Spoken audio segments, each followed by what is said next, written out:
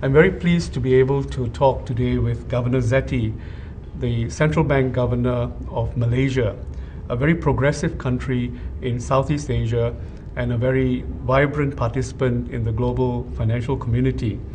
Governor, even as Malaysia faces the challenges in the current economic crisis, how would you say the report card coming along?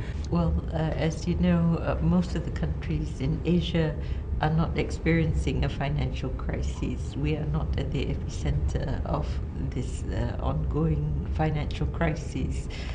We are affected by the effects of this crisis on our real economy. We are now seeing the payoff from all our financial reforms that we have undertaken during this recent decade. Right. You were right there in the hot seat during the 97 crisis. So you've seen the whole cycle through at least once now.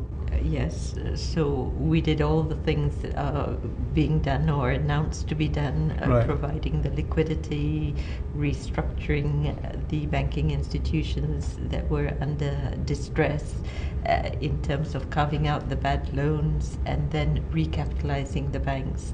And the important part is to undertake this exercise at the early stage of the crisis, then the resources required to do it will be much less. And in fact, we came out of the recapitalization exercise covering the cost, and therefore there was no cost to taxpayers. Right. And the banks resumed lending within 6 months of successfully completing the exercise. Right. So we resumed growth in 1999. We had in fact about 6% growth. Right. So it was a very rapid recovery. Right. The 2008-2009 crisis came late to Malaysia in a Well, that was because we have changed our strategy to have a more balanced economy that relies both on export growth as well as domestic sources of growth. And domestic demand has become very important. Like consumption, for example, 10 years ago it was only 42% of Right. our GDP, and now it's 53%. So consumption demand has been important, and you can even see this in the portfolio of the banking institutions, that they've shifted from lending to large corporates now to lending to households, which is a significant part of their portfolio, and then the small and medium scale enterprises. Right. So there's a domestic economy. But the severity of the export contraction in the first quarter was so significant that the domestic economy could not offset it completely. Right.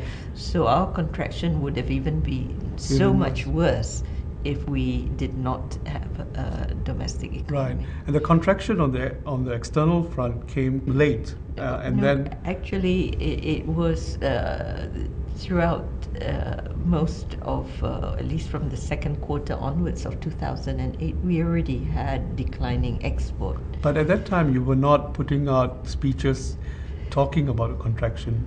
Well, we perhaps are one of the very few central banks in the world that did not raise rates when our inflation spiked up. Right. Because when we looked at the sources of inflation, it was supply related and there was no demand induced. We were severely criticized as being irresponsible, behind the curve, and so on. And we did not raise rates because we saw two reasons why the economy was going to slow down. One is the high commodity prices, and the fuel prices represent such a significant part of expenditure for food and fuel that it would compress discretionary expenditure. Right. Secondly, when we saw that the crisis was entering into a more advanced stage, we knew that the spillover effect on the economy would have implications for us. And therefore, for this reason, we announced in July of 2008 that the second half of the year would see a significant slowing down that would go into the first half of 2009, Right. and we proved to be right. Right.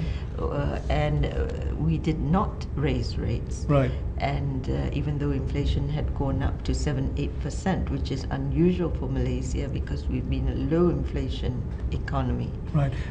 The fact that you did not raise rates, would you agree that that in turn affected liquidity? No, it did not.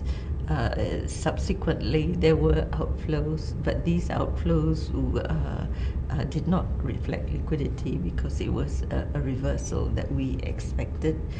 These were short-term inflows that came up and came in, and we knew what part of our reserves would eventually be reversed. And we sterilize those inflows, which is a cost to the central bank. And the fact that we now have the opportunity to unwind this, we still have about 200 billion in our books. So to unwind, should there be outflows. But again, we've seen this reverse again to inflows in the recent few weeks. Now, and the rating agencies are somewhat negative about what you're trying to do, and they seem to be attacking the government's fiscal side of the equation. Yes, and we believe that is such an incorrect assessment because the banks should be rated according to their degree of resilience, and they have huge buffers that they've built up over the years. In fact, even in 2008 there was capital raising, and they are in a strong financial position. Their non-performing loans has been declining throughout 2008 and into the first quarter this year. And their risk management practices, their governance is all, and we have stress tested them, and they've got excellent report cards. Right. So for the rating agencies not to look at the fundamentals of the institutions themselves, fundamentals of the institutions, but to look at the government. But even then, if they were to look at it, they should look at our track record, because during the crises, we were able to raise funds, we acted preemptively, and the cost of that, it didn't cost the government, firstly, for recapitalization, because we covered all the costs. So we have a very good track record that is not being taken into account. In that sense, are they lumping Malaysia with other emerging market countries, where it raises the question of whether governments can afford to? Most of the other countries in Asia have really a strong fiscal position, and even in Malaysia's case, although our deficit has increased, we should look at the level of indebtedness of the public sector, and it is below 60% for most of the countries in the Asian region. For Malaysia, it is about 50%. So we have a low level of indebtedness of the public sector, and that also should be taken into account. But they've just rushed and looked at the size of the deficit, and without looking at the capacity of the government to finance the deficit, and what level of indebtedness, both external and domestic debt of the government, is low. Right.